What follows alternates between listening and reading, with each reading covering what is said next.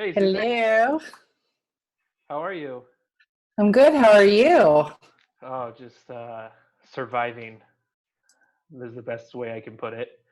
I think that's how we all feel, right?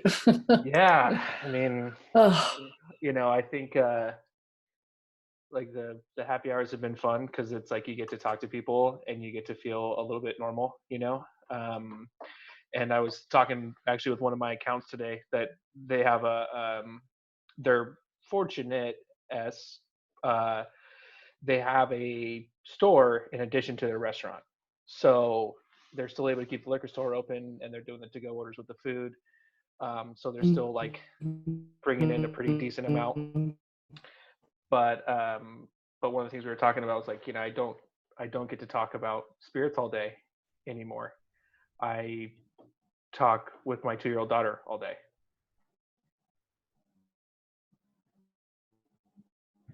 Can you uh-oh. hear can you hear me? Is my turn or I think it's Drew's. Hi, I'm here. Yes, yes. No, kids are Let's see. going to bed, so I need to help out with that. Oh yeah, that's right. You're East Coast. So Right. it's a late hour.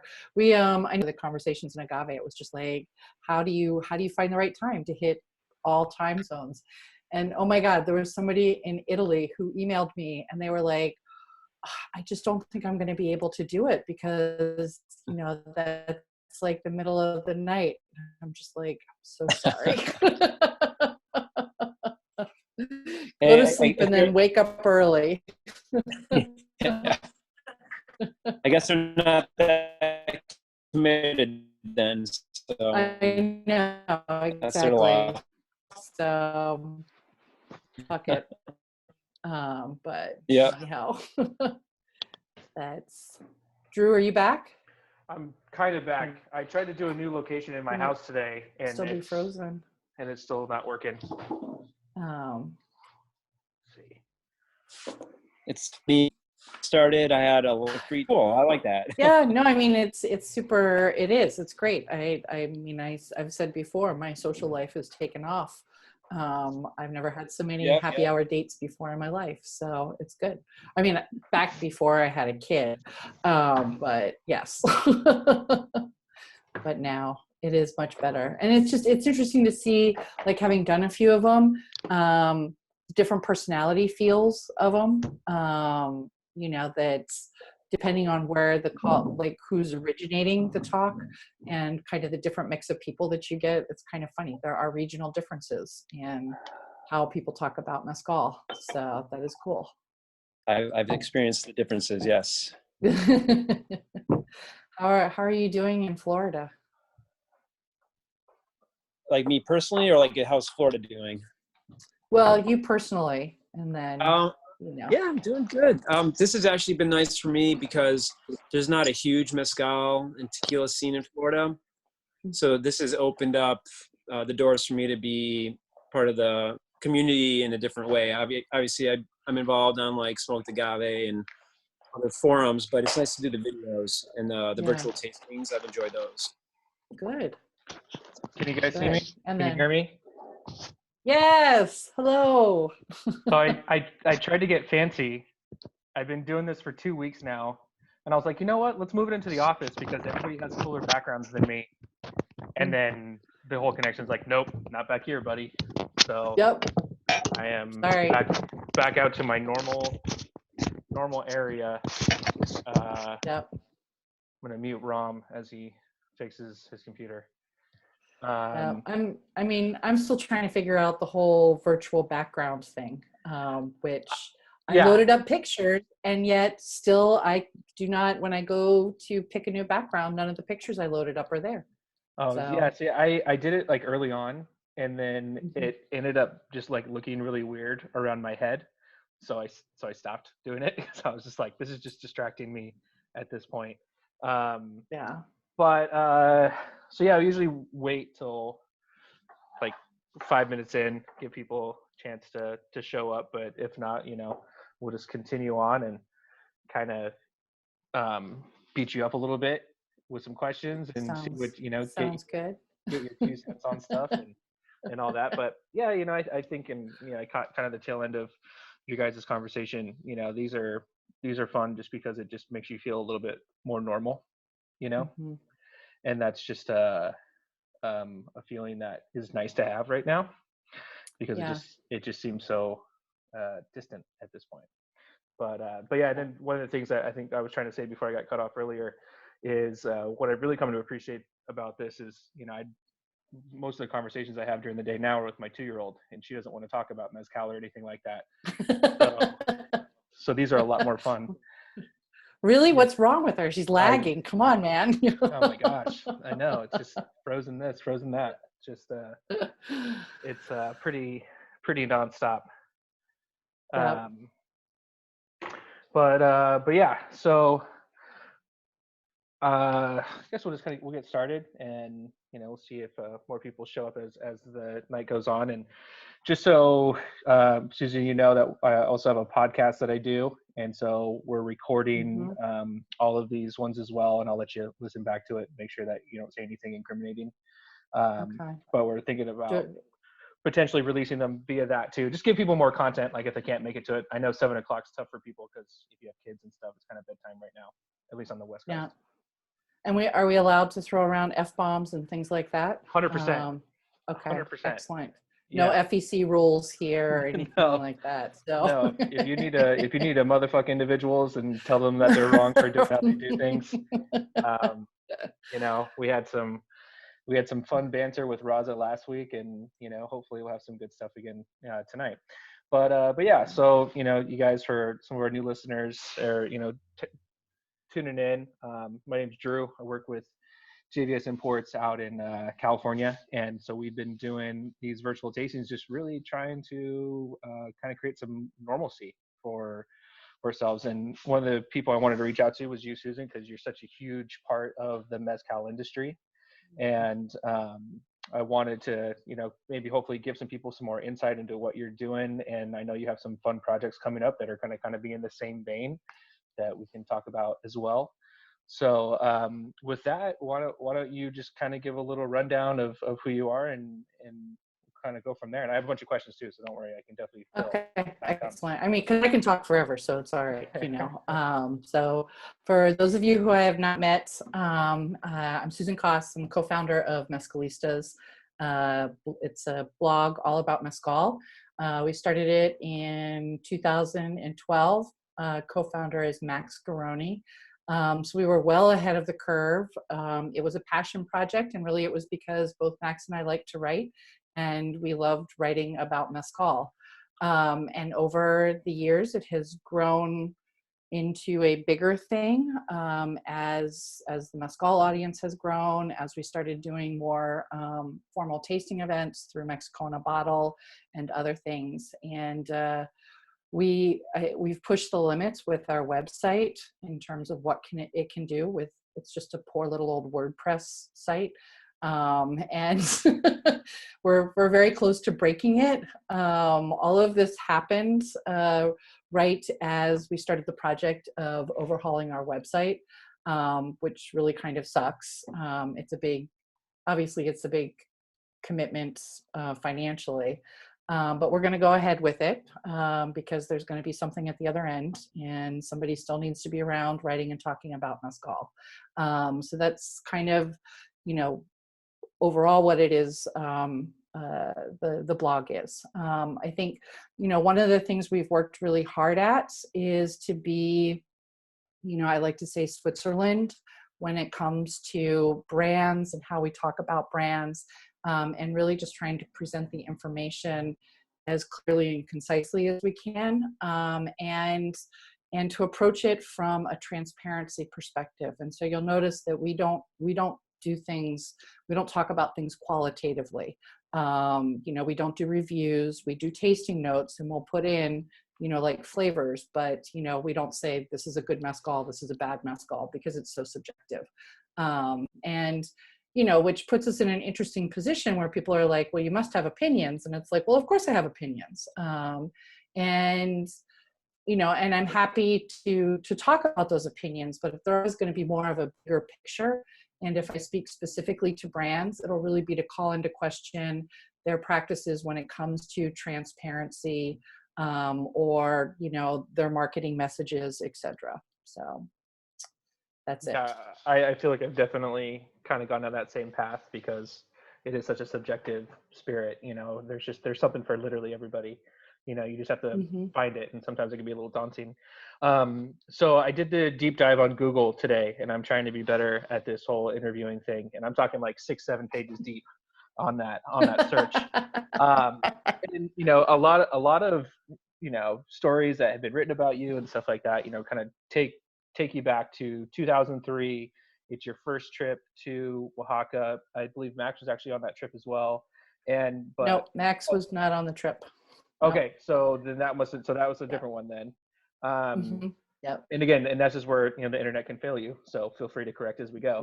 Um, but so 2003, you go down there, but you were actually going down there more so for the food scene. And again, if this article was correct, like your first kind of run-ins with mezcal actually weren't that positive. No, they weren't. So I always like to say that I do not come from the spirits business at all. My background is, first in corporate marketing, and then also my driving passion has been agriculture and sustainable agriculture. And so I have always been involved one way or another in food. And I went to Oaxaca in 2003 because I was very curious about learning more about the heirloom corn varieties, learning about the cuisine, taking cooking classes. It was Day of the Dead, Dia de los Muertos, and it was just an opportunity to go. And yeah, my first experience with mezcal was in the market, the Benito Juarez market. And I'm sure it was Oro de Oaxaca or something like that. And I had a sip and I was just like, this is what people say is so great. And up to then I was a bourbon and tequila drinker. And it was kind of disappointing because nothing about it appealed to my palate. But then the second time I tasted it on the same trip was at the big Dia de los Muertos celebration in the cemetery. And a comparsa came in, and there was a band, and there were costumes, and there was dancing, and there was a mezcal bottle, and people were passing it around. And I had a sip of it, and I was like, "Oh, this is good." And then I became curious. And then the third time was a group of us had hired a driver to go out to Teotitlan del Valle, which at the time there was not that main highway. It was very rough road. It was a dirt road to get back to Teotitlan. It felt like it took forever. And when I asked our driver as we were leaving if he knew a good place to go try mezcal, he just like stopped the car in the middle of the road and he was like, "You want to go try good mezcal?" And it was like, "Yeah." And we turn around and we go down this other dirt road and we eventually end up in front of somebody's gate, and there's rough conversation, and then the gate opens and there's this short man standing there who happened to be Ron Cooper. And so my first mezcal formal tasting, was with Ron Cooper in 2003 when Del Maguey was really just getting, I don't even, you could say just getting going. I mean, we were sitting in his garage on stools tasting mezcal. And it was delicious and he was fascinating. And from there, the interest was sparked, but I did not return to Oaxaca until 2007. And from 2007 on, it has been a constant kind of exploration around food and mezcal. And then through the chefs that I got to know in Oaxaca, going out with them to the villages, meeting mezcal makers as they would be buying mezcal, for their house mezcals in their restaurant. And then in 2012, for those of you who don't know, Max and I are not married. Max is happily married to another woman. And they happened to be in Oaxaca on vacation, and I was living down there.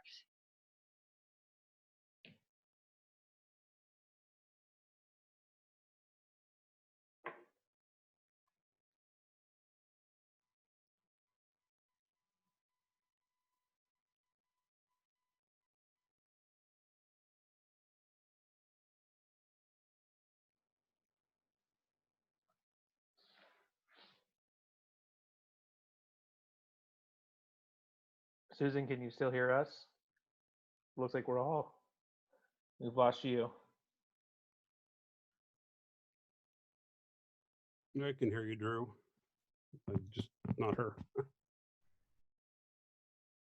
Yeah, I see. Everybody- It looks like everyone else is moving.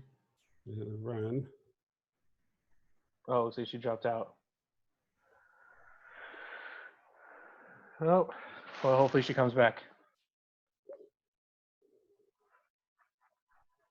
If not, we'll just watch Rom dance And drink.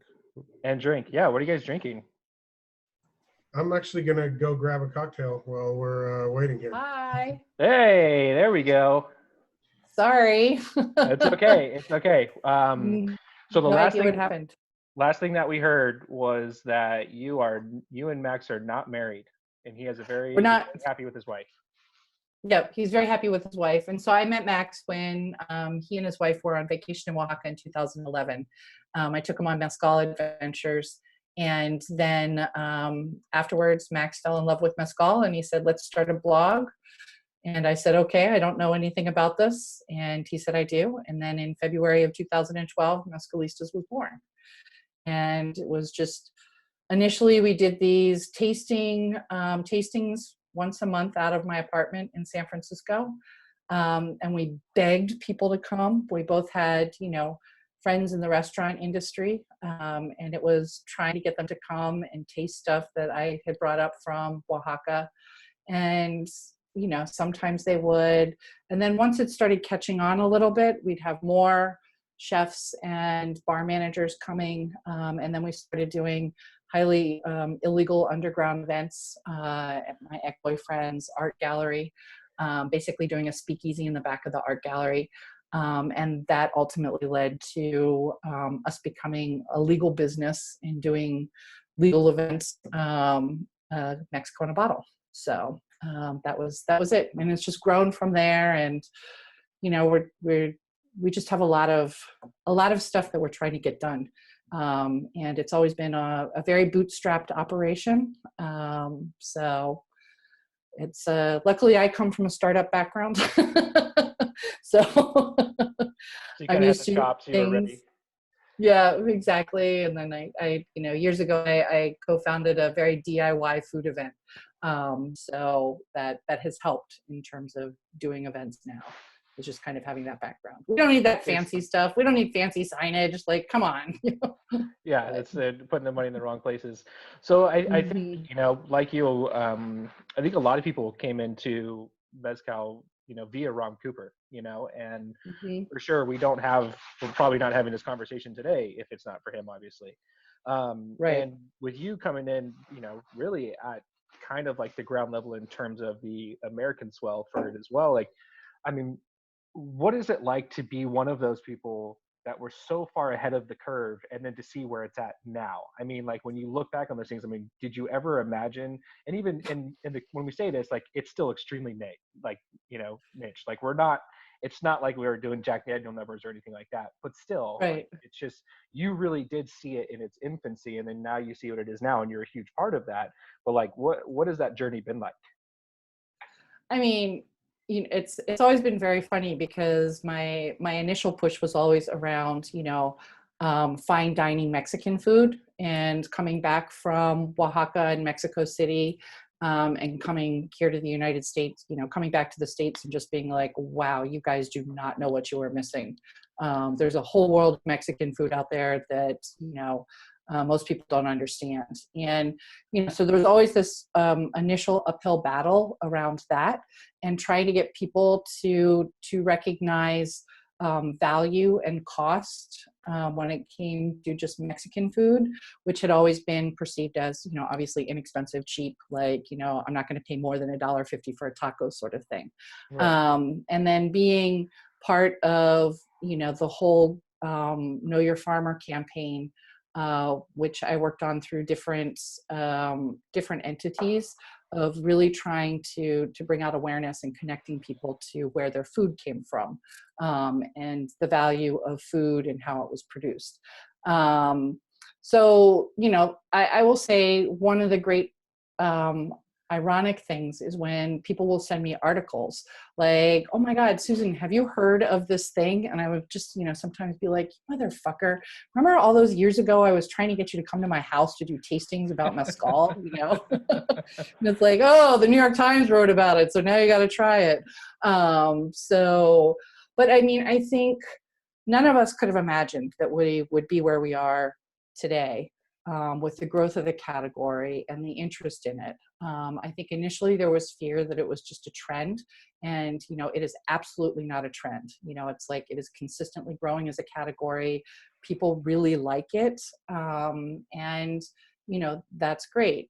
And then comes the negative other side, in seeing how rapidly the city of Oaxaca is gentrifying, what that means, the impact that that's had on people there. It is great to see money going to people who've been working so hard and deserve it, and yet there's still, it just reinforces inequality there almost to a greater extent, when it comes to who's earning and who's not earning. And of course we can talk about the changes that it's brought to the production of mezcal itself, and what the increased demand is really meaning on the ground with people. And I think the interesting thing with having the impact of the coronavirus and all of that is looking at what that's going to do on the volume market with mezcal that has been made and tailored to go into the hospitality industry, and that relies on volume making of cocktails. So this might be an opportunity that opens the door really to people exploring more the small production mezcals, which you can get at retail, or through the delivery services. So, I mean, it's going to be an interesting, and there are no predictions here because God only knows what's going to happen. But, it's like there are opportunities to be found, and people who will be looking to discover new things at home and buying retail for delivery online, however, but in some way doing that. I don't know. We'll see what happens when we turn. But I mean, it's a bitter pill. It's like, oh, yay, I was part of this great thing. And then it's like, oh, but we're putting, the horse or the cart ahead of the horse, and we're not really stopping and thinking about a lot of implications of decisions that are being made for the category. So, and honest to God, if one more person is just like, oh, I'm bringing this new brand into the market, and I'm like, where is it from? And they're like, it's from Oaxaca, and it's this new producer. And I'm just like, there's no new producer, like no new producer. There's no undiscovered producer in Oaxaca. There are so many other regions with beautiful mezcal being made there. And it's really time to start looking elsewhere for different types of mezcal we can bring into the market. Yeah, I would have to agree with you on that one. I know that's something that we talk about a lot, is that anytime you see a new launch from Oaxaca, you're just kind of like, who did you get this from? Like who, like, and if you did, it's unfortunately for that producer, they were passed over by a lot of other people before you said yes, Yeah. So with that being said, and, kind of go with this transition is, but some of these other regions and a lot of these other things that you're starting to see, whether it's Destilado de Agaves, Bacanorras, Raicillas, and stuff like that, what are you really excited to see happen over, the next couple of years? And, or what region are you maybe personally just like super stoked on that maybe not enough people are talking about right now? I mean, that's a big question. Right.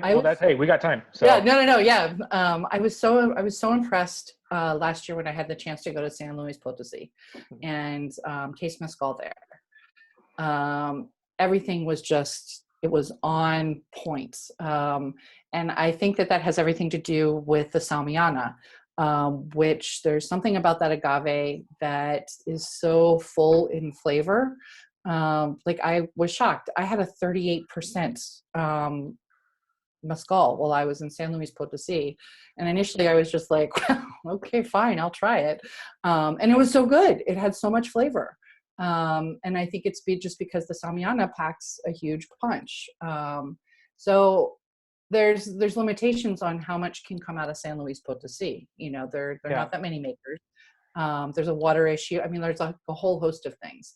But, you know, it's like there can be a little bit more that comes out of there.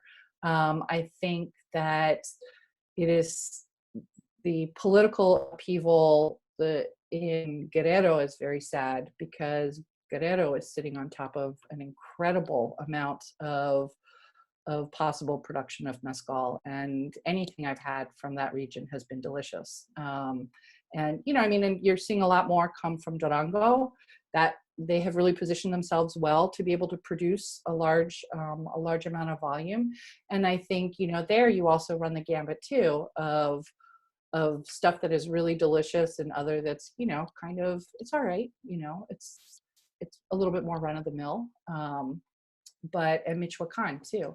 I think that you know, there's some states that we haven't seen the potential yet of what can come out of Puebla. And, you know, I'm curious about that. I had to cancel my trip to Puebla because I was going to be doing research down there and just kind of seeing the production and different things that were happening. But I will say that something that I find super exciting has nothing to do with agave, and it is the growth of the Mexican craft spirits category overall, and seeing whiskey and rum and liqueurs and gins being made in Mexico, and it's incredible. And that mezcal has opened the door to those possibilities as well. And so, you know, it's like in San Diego, we launched the concept of the Mexican pop-up bar, really to showcase the breadth of craft spirits that are coming out of Mexico, that you could actually have, you know, an all Mexican cocktail. You know, it's like you can have a Mexican Negroni that, you know, it's not using Campari, it's using a Mexican form of that. You know, you can do Manhattans. I think what we haven't seen really is vermouth being developed, and I think that has the potential. So yeah, I mean, so that's some of the things that, like, non-agave is really exciting to me. And it's a strange pivot that I would be going back to whiskey after being in mezcal agave distillates for so long. Yeah, I think that's I think you're absolutely right. There's just so much cool stuff coming. I mean, you know, we're approached by weird things all the time, and then, you know, our mutual friend Raza, when he goes on his trips Mm-hmm. to Oaxaca, he, like, comes back. He was in town up in Sacramento a few weeks ago, and just brought all this stuff that he just bought from, like, roadside stops and stuff like that. And some of it was delicious, and other stuff, I mean, might have started the coronavirus. Who knows? Yeah. It can be a little intense. So you were talking about your research trips, and, you know, one of the things that you also do as a group is that you do organize tours. And Mm-hmm. this past year, you guys were primarily going to Oaxaca, or at least the way I interpreted it, and then you made your first trip to Michoacan. Right? I mean, as, Mm-hmm. like, the bigger group. Right. You know, so what's the difference between you doing, like, your research trips as opposed to, like, these groups that you take down there and the trips that you help set up and organize with that?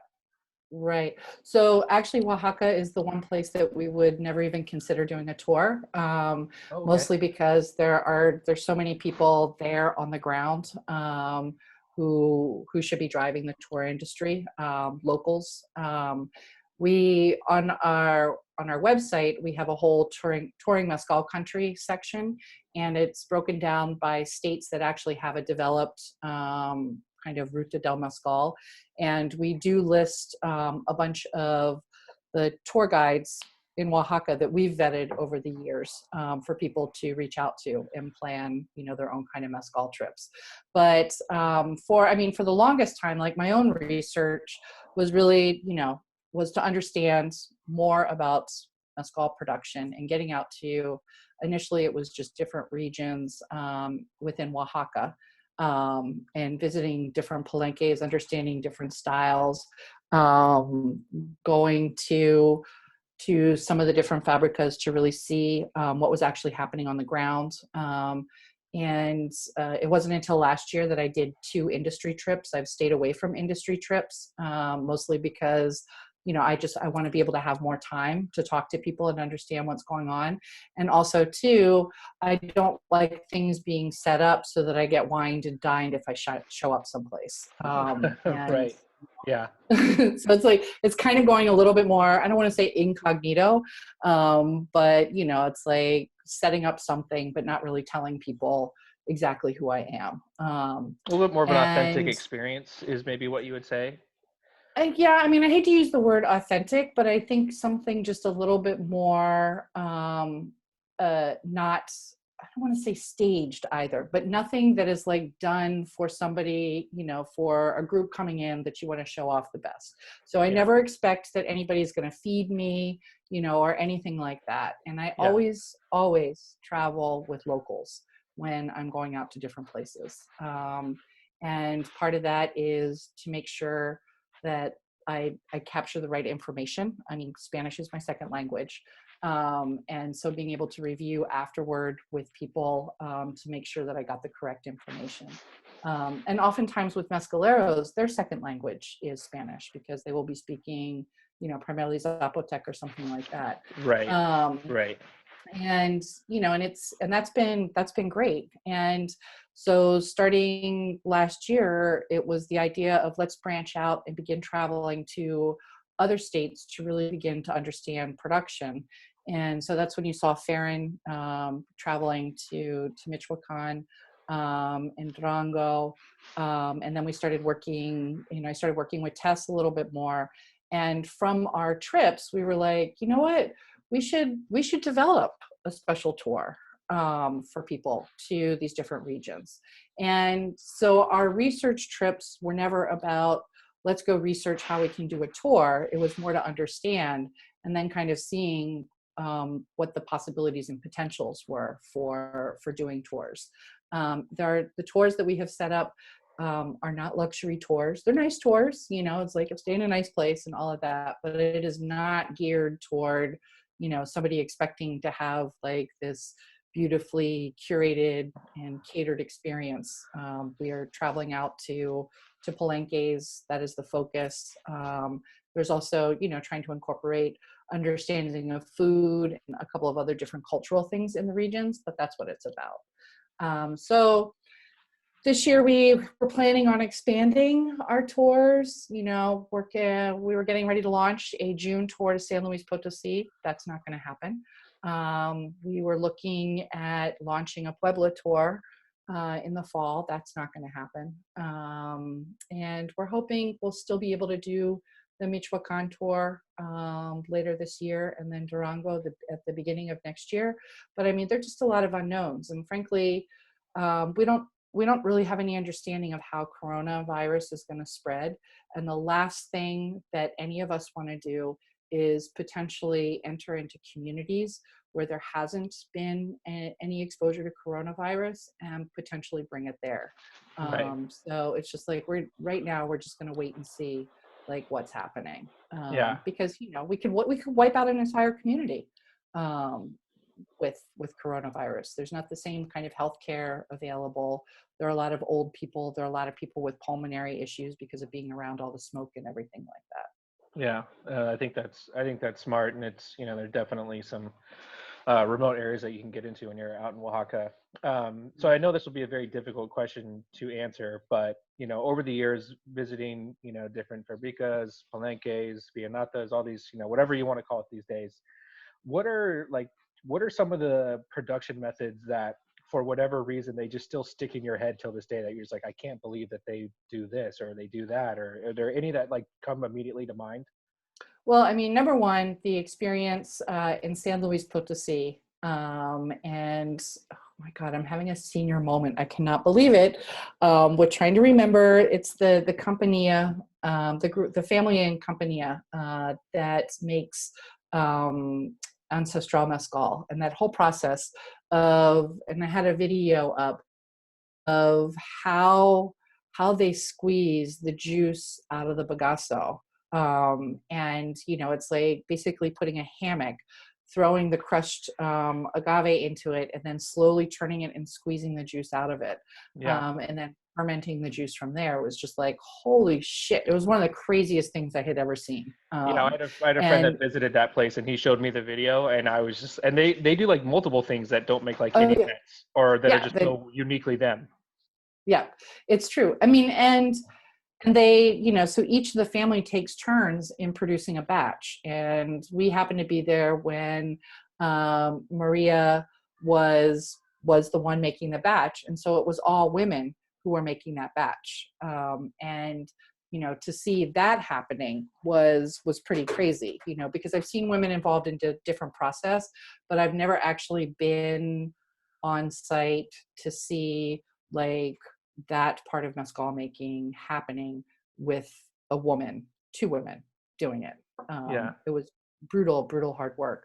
So that was, I mean, that was great and crazy. And you know, I don't think I will ever forget going out to visit Reina Sanchez in her place in San Luis Amatlan.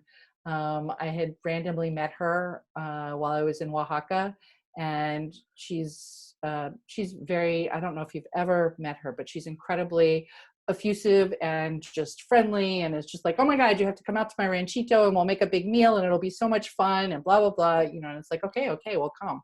And so there was, you know, like going out there, picking her up at the market along the side of the road, going and picking up a whole bunch of chickens. We could go back to her ranchito, get the mole going, which was made by her blind mother. So it was an outdoor kitchen.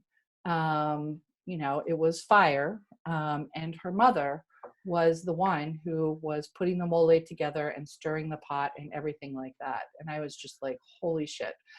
There was one electrical outlet in the house at the time. And so it would either be the light bulb plugged in or the blender that was plugged in. And, you know, and then we walked over to, at that time, she didn't have her own palenque. She was sharing one with her cousin. So we walked, you know, the 45 minutes to get there. To see that whole operation, and then walked back, you know, and it was just like imagining this life of somebody, you know, it's like of that is their life every day. That is what they do. They hike over to, you know, this palenque. And oh my God, I didn't realize it had gotten so dark here. I'm going to turn on the light real quick overhead. Sorry. And, you know, and then in talking with her to come to realize that Reina and I are the same age. And I was just like, wow, I can't even put together your life with my life being the same age. And being a single woman, unmarried woman, doing this on her own. And we had a great time, and the mole was fantastic. And the mezcal that we were drinking was great. And it turned into this all-night party with a group of us, and we ended up spending the night, and I think there were 4 of us who slept in her bed. But you know, I mean, that was just such a memorable experience, and to be invited in such a way like that. And then, you know, another trip that really blew me away was going to Tosba, and the palenque there, and being able to spend so much time with Edgar and talking to him and understanding like just his vision. That was in 2012, you know, when 2012 or 2013, I can't remember. The years have all started blurring together. And like, I mean, he's a mad genius. And his whole, how he was planting things and how he was thinking about things, and then talking about the build out. And the fact that he was able to convince me to drink water from the waterfall, you know, where it's like, you as an American, like all you know is you should don't ever do that. Like, don't drink this water, only drink, you know, the purified water. And I'm standing there and I'm like, Edgar, I'm not going to drink this water. And he's like, you have to drink this water. And I'm just like, everything in my brain is telling me I cannot drink this water. And, you know, and finally he convinced me to. And that is the flavor of Tosba mezcal. Like, that is where it originates, is from that water. And, you know, and it was so to be able to make that direct connection was pretty incredible. And I didn't get sick and nothing happened, so it was fine. So it all ended up working out great. That's It all awesome. ended up working out great. But anytime I drink Tosba, I'm just like, it has this flavor because of the water, Yeah, so it's, I mean, there are other things that go into it, but it's like, it starts there and right. then you layer in the other things.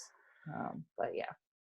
So one thing that, when I was going through my research and stuff, was seeing that, obviously sustainability really does mean a lot to you, and it's something that, as you kind of lightly touched on it earlier, has become like very important in the mezcal world today. And a lot of the discussion centers around not making the same mistakes that tequila made, and like how do we change that direction. So like in your perfect world, I mean, what would you like to see, not only from mezcaleros down there, but also we have a group of enthusiasts on this call right now, and and obviously we're going to go out, we're going to branch out, we're going to talk to people as well. Like, what are the things that kind of like the perfect world that you would like to see in everything like that?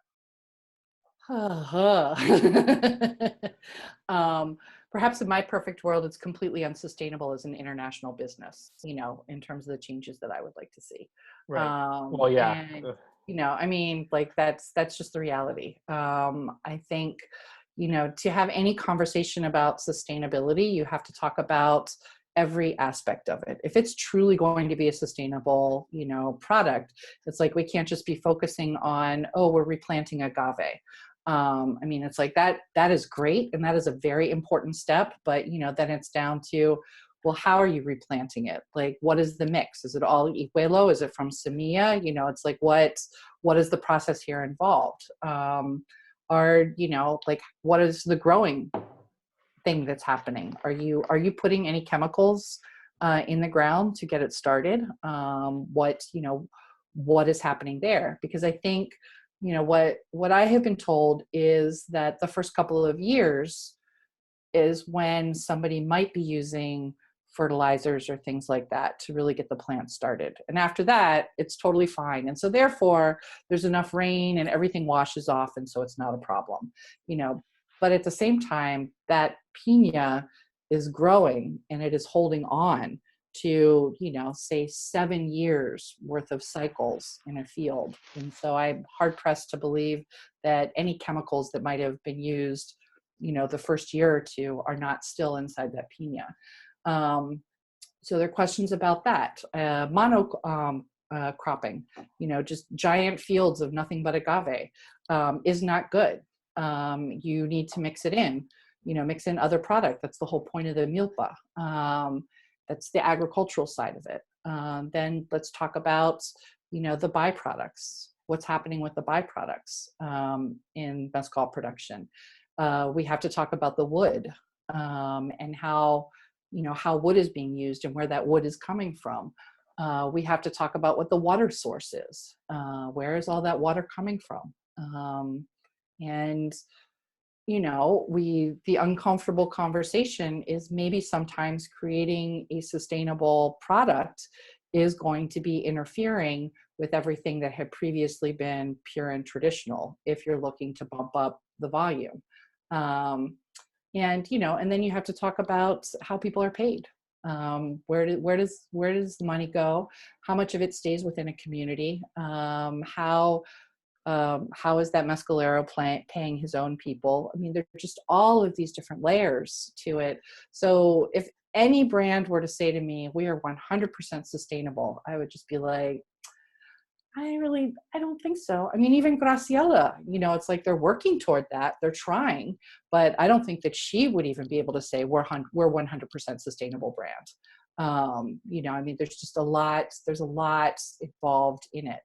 I think that if everybody wants to drink mezcal all the time, then that's going to require there to be some changes in production process, depending on how people are drinking it. And frankly, there are some things that happen in mezcal production where it is really back-breaking work. And so I don't have an issue with people using shredders. It's like, if that's something that's going to help the health of an employee long term, then that's okay. and even looking at using gas in the distillation process, especially if it's, for a larger volume production. I think we need to have that conversation about, the health of the workers and not being around that smoke all the time. So in the perfect world, all of that small production would be perfect and okay, except that now that everybody wants to drink mezcal, like the impact, even if it's small production each time, but it's happening, like they're just making a lot more of it. Instead of only working, 6 months out of the year, 3 months out of the year, now it's 12 months out of the year.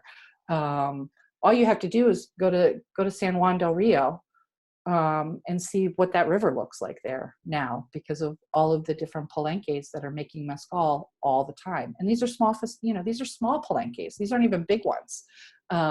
So I don't even know what a fully sustainable mezcal category would look like.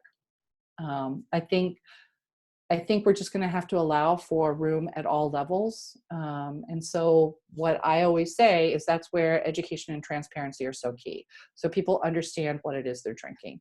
And there will always be people drinking who will make a decision based on price. And then there will be other people who factor in a lot more than just price in what it is they're drinking.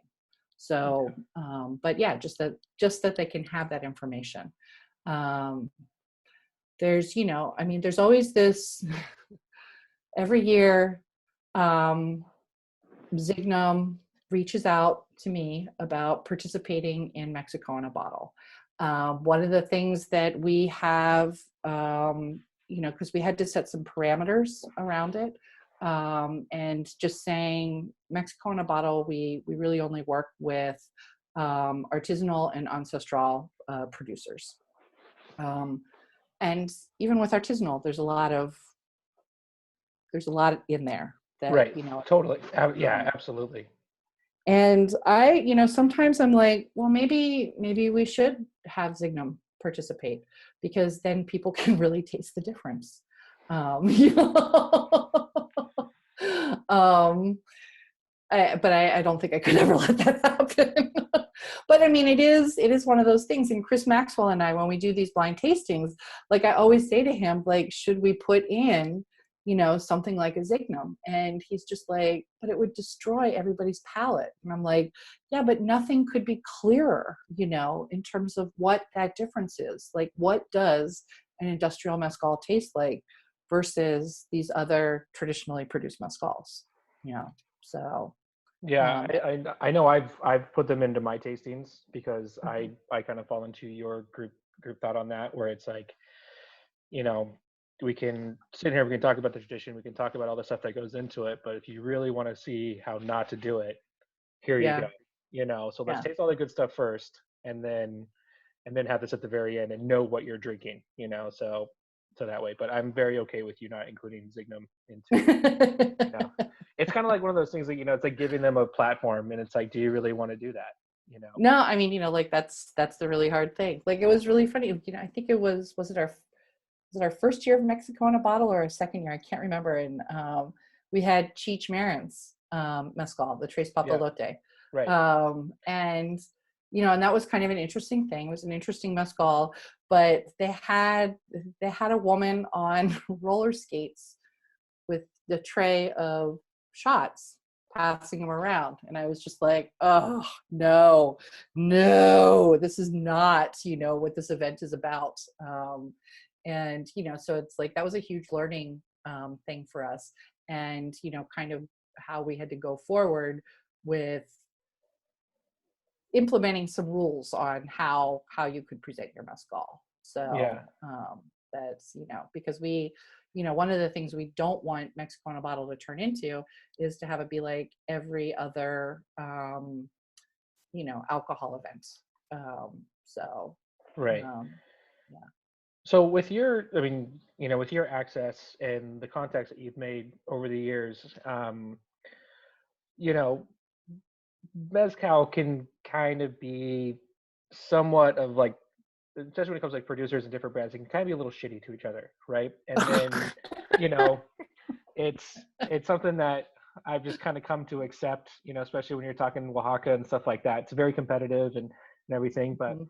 you're probably privy to a lot of information that a lot of people aren't. And with that being the case, and then kind of with you having your standards that you have for Mexico in a bottle, like have you, and you don't have to name brands or anything like that. But it's like, have you ever found yourself in that situation where you're just kind of like, okay, like I know what it says on the bottle, I know what you tell people, but I also know what really happens, and because of that, I don't want to have you here. And how do you? I mean, have you had to have that conversation and navigate those waters, or is it something where you're just kind of like, because and brands also change. I mean, brands that were doing Right. something a couple years ago, that production level goes up, they have to do different things, and then that's when those rumors start to go. And I just wonder if there's, again, I'm not asking for any brands or anything like that, but if it's something that you do come across. I mean, absolutely. And I always back channel things. So if there's a piece of gossip that I hear from several different sources, then I'll be like, okay, well, there might be something to this, and then I will reach out to the brand, and I will just say, hey, listen, I just want you to know this is what's being talked about. I've heard it from different sources. You know, I don't know what's actually going on your end, but what is this? Um, and of course, I think the one of the biggest examples would be what everybody was saying about Del Maguey and Vita. And they're just buying from everybody and they're just blending, and it's not really traditionally made. And so I actually went to the new Palenque. This was a couple years ago, when they had just brought it online, and being able to spend time there and really see like what that operation was capable of, like how many tinas they had and how many stills they had and how many ovens they had. And it's like doing the math in my head, and all of that. And it's like, holy shit, they can make all the mezcal here that they say that, they're making. And then there's still capacity for more.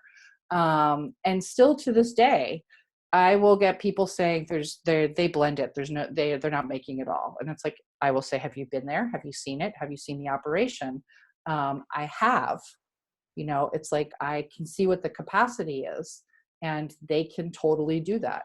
And then, also too, with how Illegal has built out, their Palenque at Mal de Amor.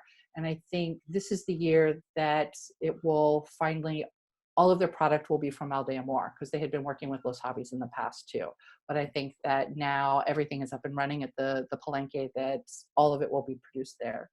And I mean, you can step back and you can be like, oh, is this truly traditional production? Like, what's really happening here? And that's an entirely different conversation. But but in fact, yeah, what Vita was saying they were doing is in fact what they're doing.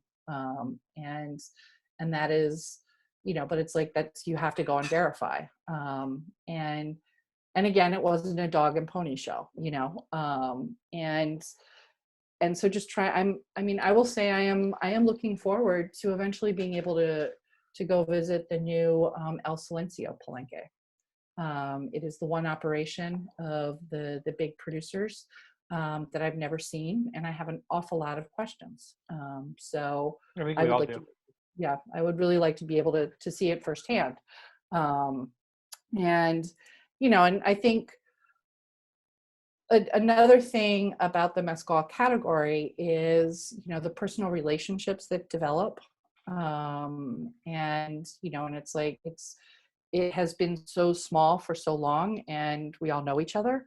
And which can make it hard sometimes when you have to have a difficult conversation with somebody about like, what the fuck are you doing with your mezcal? Like, like, what is happening here? Yeah. And that's hard when you have a personal relationship with somebody. So I have appreciated that 99% of the time, there can be an honest conversation, if I'm checking with people. But then I also have to be very clear and just be like, I'm asking for my own knowledge. I am not writing an article about this. So yeah. Okay. Yeah, I mean it's definitely, difficult waters to try to navigate, and again trying to preserve these events and everything like that. Um and it's not necessarily where I wanted to go with the conversation, but just because you brought up illegal, I gotta ask, where do you stand on the aging of mezcal and its place in the industry? Um, I'm so one of the reasons why I stopped drinking bourbon was because aged spirits actually cause an allergic reaction with me now. I can't drink red wine either. Oh, So I have never been anybody who's gravitated toward aged mezcal, period, just because of that. That said, I've had some really good aged mezcal. I think that the Oaxaca Reposado is a great base for cocktails. I think it has a lot of flavor, interesting flavor notes that make it good for cocktails. I mean, and also for sipping. I didn't mean to say that it's just for cocktails, but which was a surprise to me because again, I'm not a Reposado person. I had a really interesting conversation with Alessandro of Tosba today because of some of the new projects that they're working on, and a collaboration that they have done with a guy in New Mexico that is about aging mezcal in barrels that he has. And I was just like, whoa, wait a minute. And Alessandro was just, he was like, yeah, I mean, culturally, aging is not something in Mexico. It's, historically, that's not what we have done. He's like, but it's really interesting. And we're super curious about this. And, at Daca Bend Rum, like we were able to explore aging with that. And it just kind of opened up our eyes to, what are other possibilities with aging. I mean, that's I really don't, interesting considering how little they already produce. yeah. That you would kind of be like, yeah, fuck it, let's see what happens. I might have to hit him up after this and be like, dude, I don't know if I can get on board with this. I'm hearing good things. I mean, this is something, it's totally not going to, I mean, it's a very small project with this one guy. It is Yeah. not going to be, going into a Tosba label or anything like that. I think I'll have the article published about it tomorrow. But I mean, Oh, nice. it was really interesting. And, I mean, are there rules of what something is? I mean, I this is always a tough territory because I'm not Mexican, I'm not Oaxacan. I come at it with a very different idea of why shouldn't you be able to experiment and play around with things. Was there a handbook that said things can only be done this way? Because obviously over the last 500 or 600 years, the process has changed, even with tiny producers and how they what they're doing with their mezcal and what they're making with it. I mean, cremas are a really interesting example of that. And I don't mean the cremas with the milk product, but like the cremas that are made with jamaica or tamarind or other types of fruits. And and we poo-poo those sorts of things. And I've had really, really, really good cremas. It's like, and I could sip them over ice sometimes. They'd be good in cocktails. And that's cultural. There's basis for that. So, I mean, I really think that we have to give the leeway to different makers on what it is they want to do. And to get back to illegal on it. So funny thing, for the longest time, I preferred drinking the reposado over their blanco. Um, and I like the flavor notes of it more so than the blanco. And that's changed a little bit, now, but so I don't think I should be the one deciding, or anybody should be the one deciding what people can or can't do, or what is or isn't mezcal. That I think that puts us in a really tough area. So did I diplomatically not answer that question? That was great. No, it was perfect. And you touched on something that I did want to ask you about. And, I think I think sometimes, when it comes to like talking mezcal, when we talk about the tradition and stuff, it's something that we really believe in, and we share a lot of the same feelings towards that. Now, you are on a much grander stage than someone like me or any of my counterparts, or anything like that. And I kind of look at it as you as like a Rick Bayless of like the mezcal world, right? Mm. Is that you're this representation of this culture, but you're a white person and you're at the forefront of the conversation. You're the one that you're trying to convey, how important it is and stuff like that.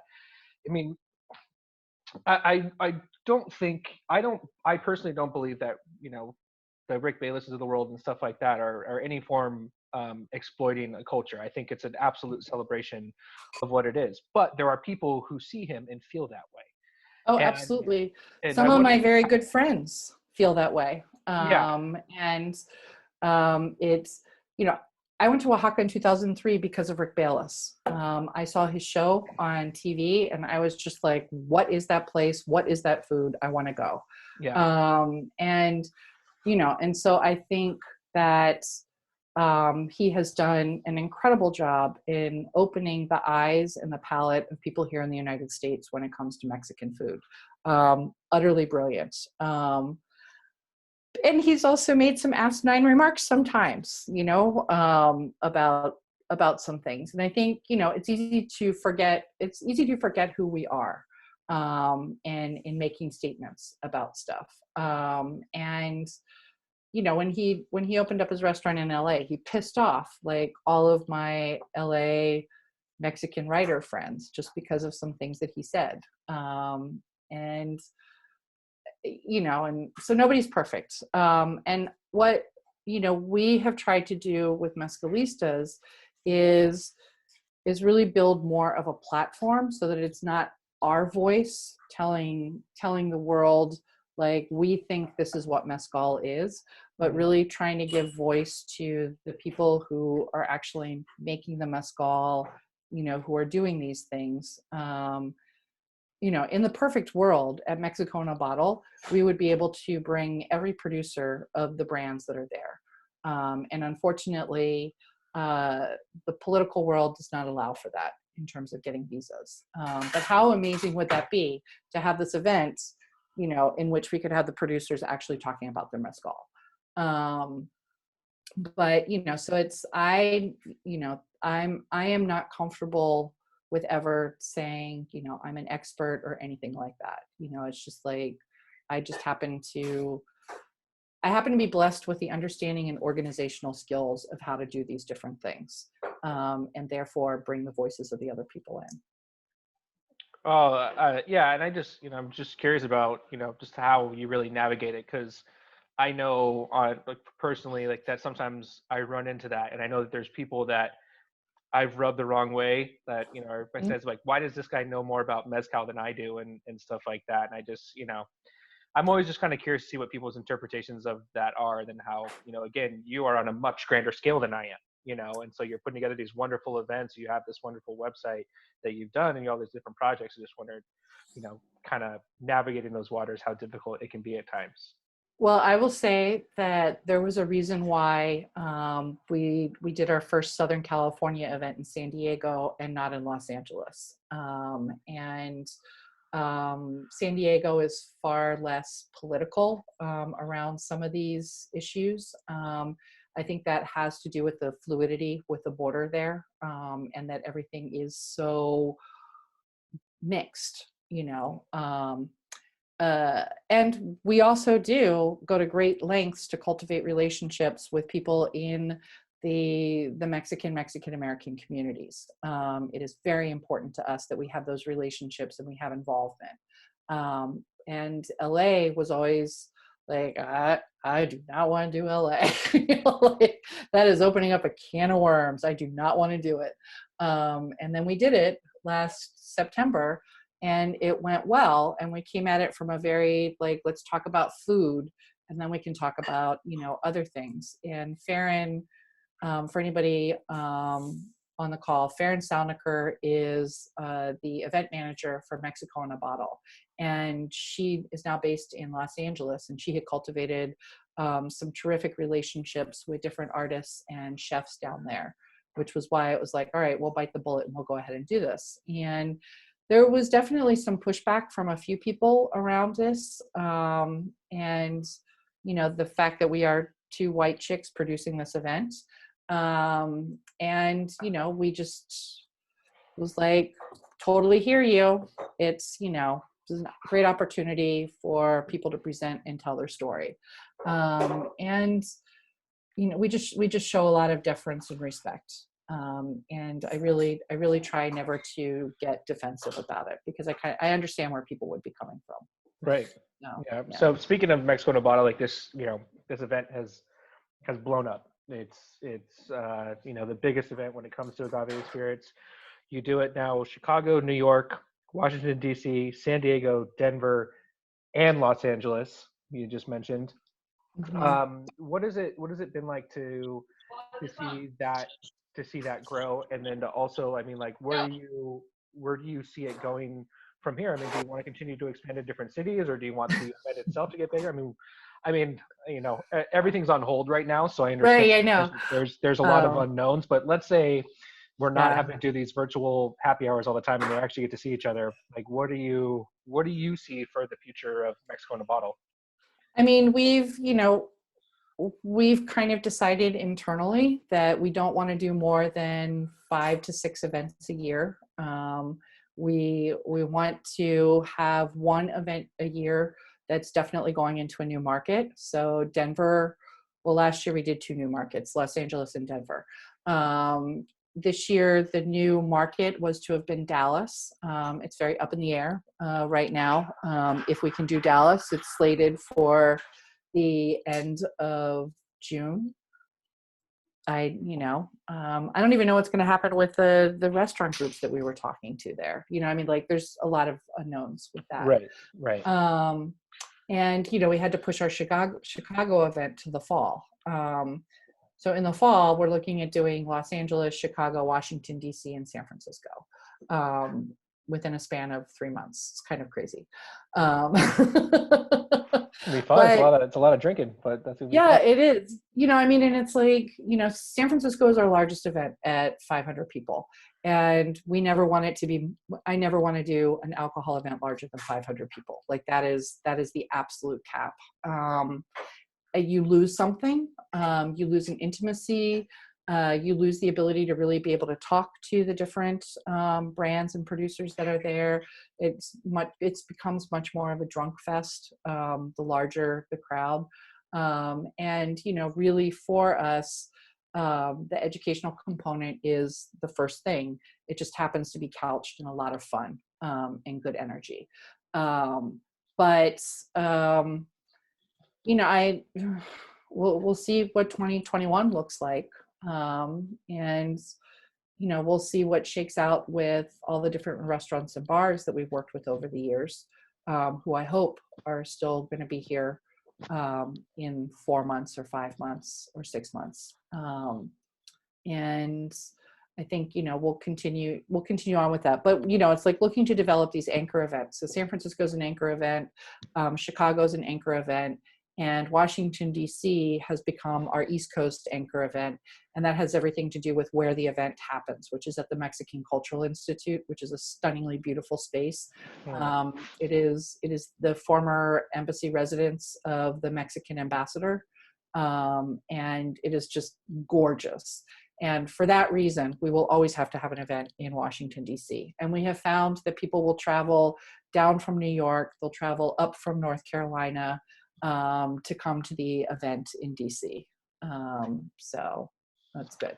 And again, through my extensive Googling, one of the things I found that you were involved with was the Eat Real Festival.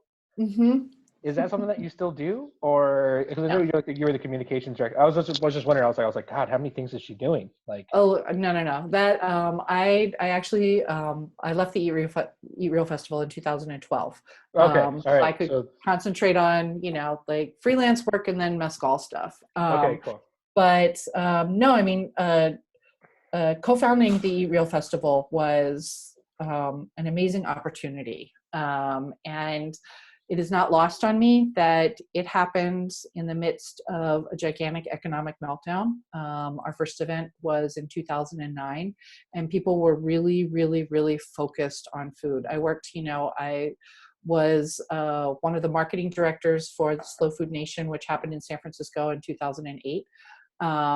And to be part of an event where we installed a giant victory garden in the Civic Center, and that there was this whole conversation about victory gardens and people growing their own food and learning how to make things and pickling and jamming and canning and all of that, was incredible. And then to be part of a food event in which we developed food programming, butchery contests. Like nobody ever did butchery contests.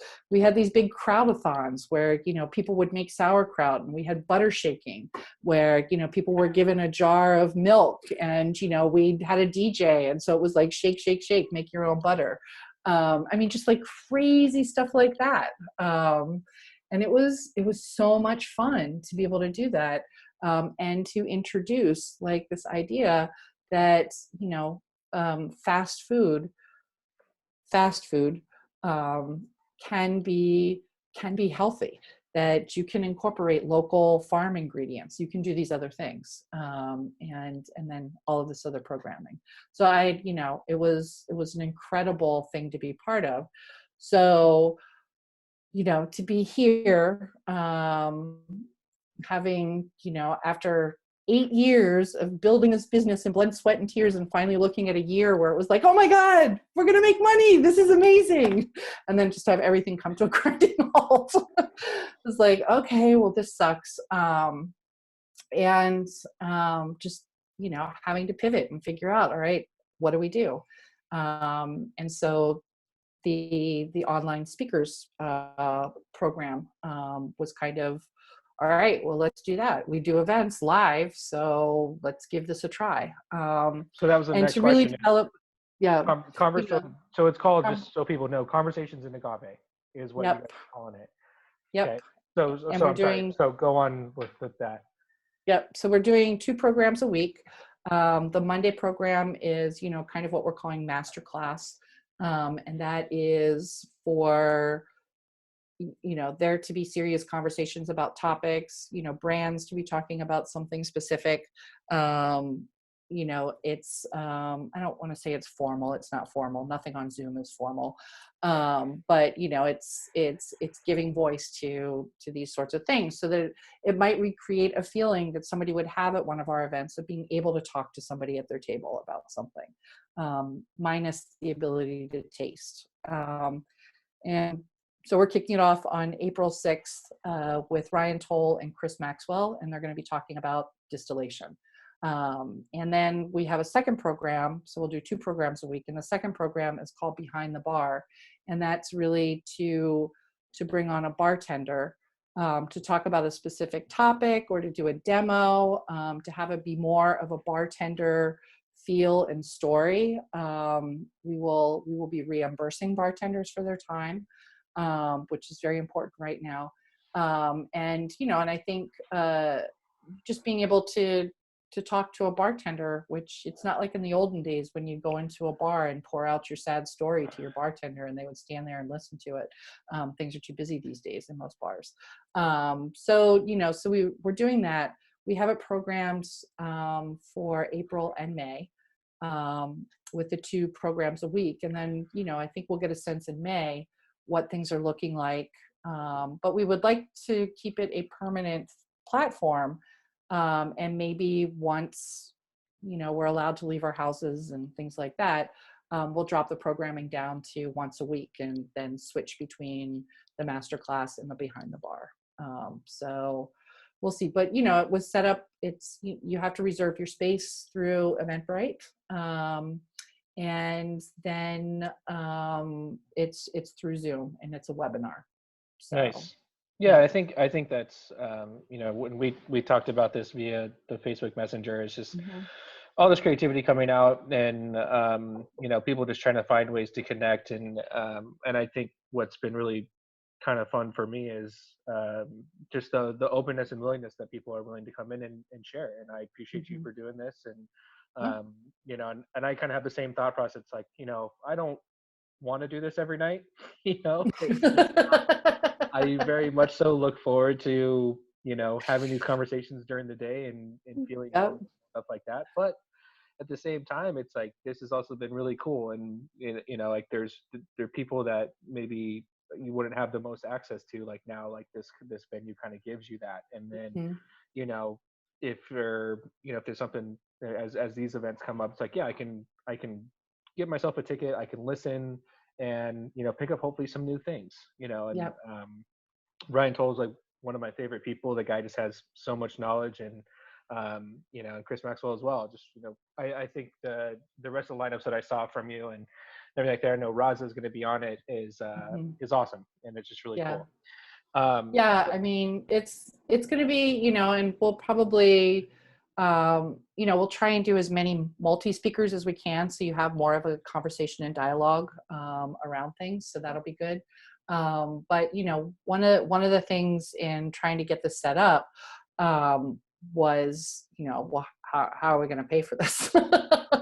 And so we came up with a pay what you can or nothing at all model, and that is fine. But then we also have been running a semi-fundraiser on Mezcalistas to solicit donations rather than going to a subscription model. And there were some wonderful generous donations that came in that enabled us to really pay for the upfront costs of getting things set up, which is great. Nice. So that's awesome. I think that's really cool. I mean, I think that also shows you the community that you and Max have been able to develop together, and the fact that people are like, not necessarily looking like, oh, I'll put this money and I'm going to get this money out. Like, that's not really the situation. It's like, no, this is something that I believe in. These are people that I believe in. And that goes. So before I open up to everybody else, one question I always like to ask people who are in this industry is, what do you feel is the biggest misconception in Mezcal right now? Are you asking me? Yeah, I'm asking you. Yes. Yeah, this is your last question. This is your last question. Darn, I was hoping it was for the audience. Well, we can open up to everybody else at that, but we're going to start because you're the featured guest, so you got to answer it first. I think the biggest misconception that people still have is that you can make a lot of money if you launch a mezcal brand. I've actually never heard that answer. That's a great answer. Yeah. Yeah. Somebody needs to send that email to a bunch of celebrities. So we stop seeing those brands. Okay, so now what we're going to do, again, Susan, thank you so much for doing this, and hopefully you still have a couple minutes for, if people have questions, I'm going to unmute everybody, and then if someone's too loud, I'll mute you right back. I was going to say, I'm going to have to cut out at 8:30. So, okay, sorry. No, we got 13 minutes. So, so with that being said, I think, Megan, you had a question. So hold on, I'm trying to get her unmuted. Is it? There we go. Okay, what's your question? I mean, I don't know if it's like appropriate for like offline, but I consult for a company in San Francisco, and you kept mentioning San Francisco, and I'm in Denver, ironically. But I'm wondering, like, how many of the, like, so I consult for a company who's got like a kind of an off branch, like they've got all 3 licenses to sell. Like, how are you integrating into that culture as a mezcal brand? Are you having trouble getting access advertising wise or marketing wise? And like, what's your best resource for gaining insight into those communities that have more opportunity to like disperse and distribute? Whereas opposed to like just restaurants, or is that like not quite there yet? I mean, I think that the focus for most brands has been getting product into bars and restaurants. And just because um, so many brands are having to do their own sales meetings and push their own products, and developing a retail strategy is a lot more difficult, and I think requires a little bit more money if people don't actually know who you are when they walk into a store. That said, retail has been a very important thing that we've been trying to focus more on. So with our Mexico in a Bottle events, we always try and partner with a retailer so that we have a way of trying to capture people's attention to buy bottles, like after the event. Of course, it's super frustrating that the way ABC laws are written, that we can't sell bottles at the event, and that it's also really difficult, next to impossible, for any retailer to actually have a terminal at the event to be able to sell from their online store at the event. So it's, this semi-laborious process of, we'll do coupons, we'll partner with an online store, they will hand out the coupons, we promote, and then we try and track sales from that with the coupon code that's used. I think, actually, to go back to, Drew, one of your big early questions in my dream, around sustainability. And while this doesn't have much to do with sustainability, it kind of does. It would be really great if we could change the 3-tier system in alcohol, because that would enable small craft spirits to be able to be much more successful in selling into the market. Yeah, I mean, you definitely start to get into like these price issues when you have that 3-tier system, and it makes it really hard. And then you have, unfortunately, you have a lot of people out there that don't give a shit about this kind of stuff. And, I'll sit at the bar and I'll listen to a Southern rep pitches mezcal, and it's just needles in my eyes. It's so, Yeah. it's really, really frustrating that you see some of these brands. Like, anytime I hear of a brand coming up and I hear like they land with certain people, I'm like, no, you won't sell anything. Like, it makes me so sad. Does anybody else have any questions for Susan while we still have her for another 10 minutes? What are you sipping on? Oh, yeah. What am I sipping on? So I didn't have any Ray Comparo. Oh my God, we're gonna get you something. I know, immediately. Which was really horrible. So I actually pulled out. I am trying to go through like the remainders left on my bottles. So I actually had enough to get a pour of this bottle of Mezcalateca. It's a Mexicano from Mihuatlan, and it's Augustine Garcia. So it was really tasty. And let's see, the print is super small, and I don't have my reading glasses on, so I don't even know what proof it is, or the fine details that I cannot read right now. But it was April 2014. Nice. 48% alcohol. It does remind me. Last week we kind of got into this weird discussion with Raza about pairing stuff, and we were talking about pairing mezcal with chocolate. What are some of the? Are there any other pairings that you've come across that you're just kind of like, oh yeah, that's actually super awesome. More people should do that. Definitely charcuterie and cheese. Definitely. I think. Pickled stuff is really great. I got introduced to that 2 Christmases ago. My sister-in-law's brother's a major chef with on the whole food scene, and he did a bunch of pickled cactus. And I was like, well, duh, like, yeah, makes a lot of sense. This is really fun. There's some really interesting stuff around that. I think roasted salted nuts for sure. I was just about to say nuts. So thank you, Ryan. nuts are definitely, a good mix, and trying different types of nuts with the mezcal.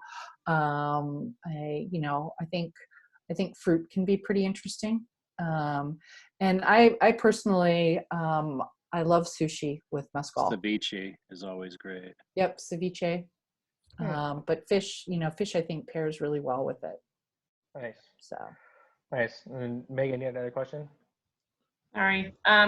But when you think about like doing like a pairing, like you said, charcuterie, things like that, initially like my brain goes to like kind of like more of those like, I don't want to say spicy flavors because I want the mezcal to like kind of really meet you in the middle with it.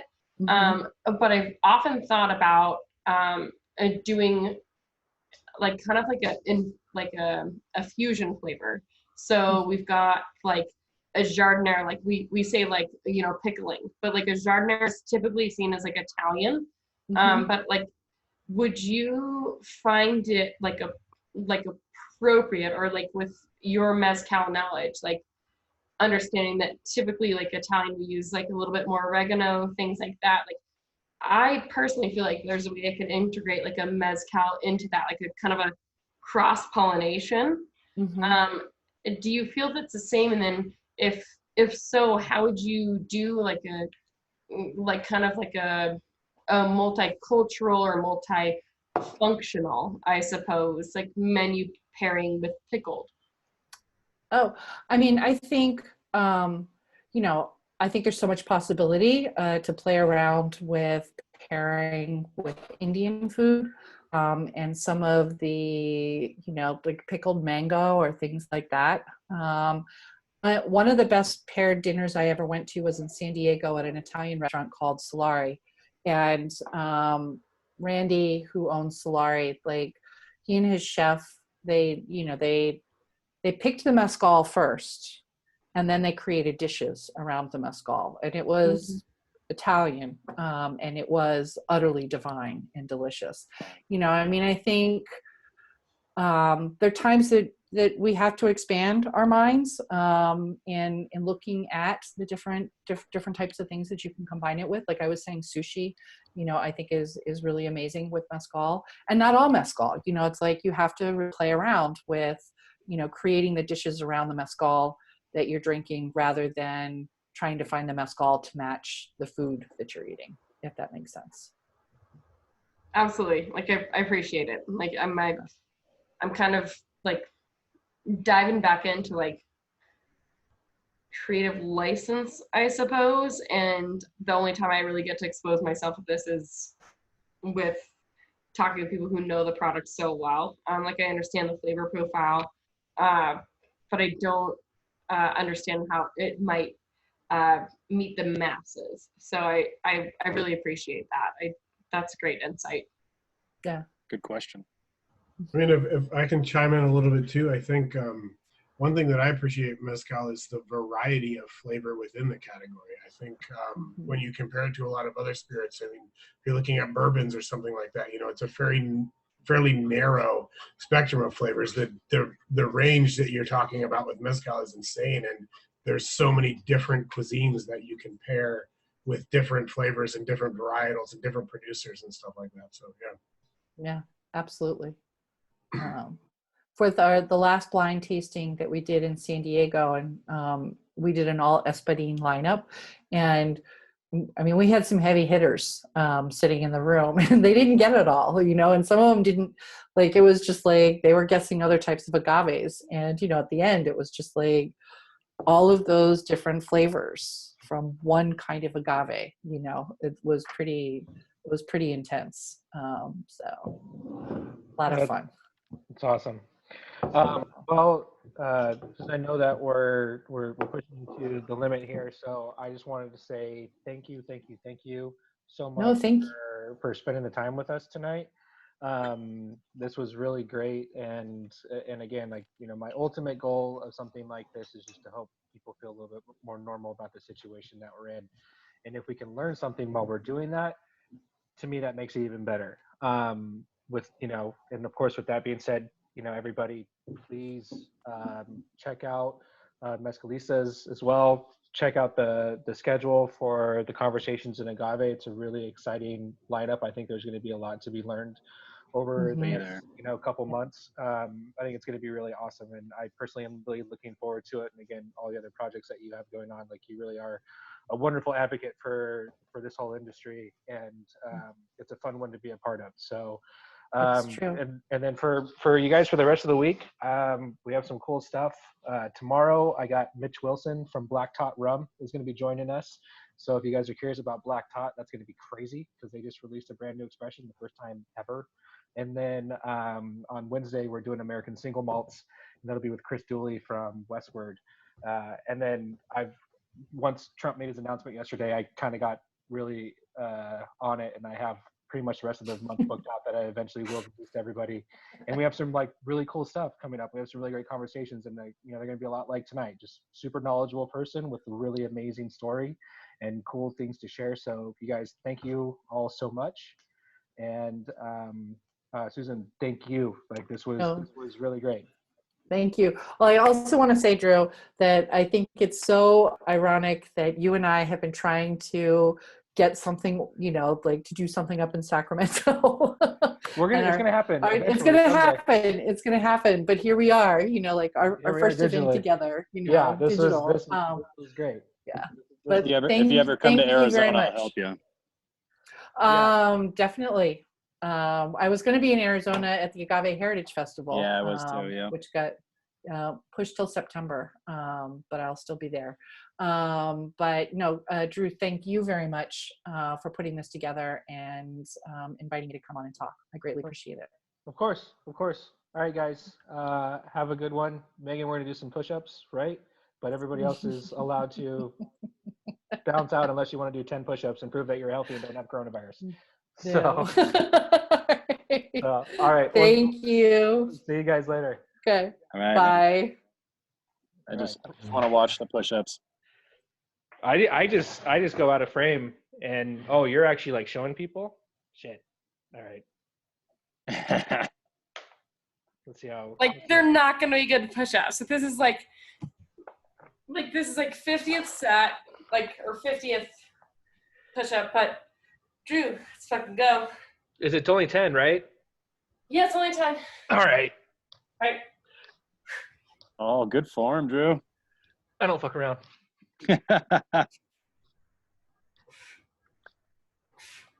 I think I did 10. That felt like 10. That's awesome. I counted 11. I think you're good.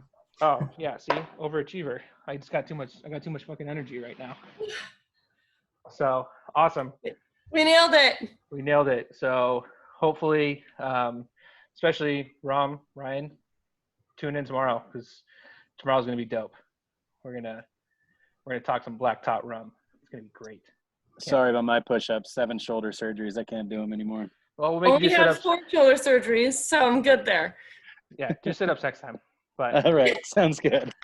See you Bye. guys. All right, guys. We'll see you later. Cheers. Good night.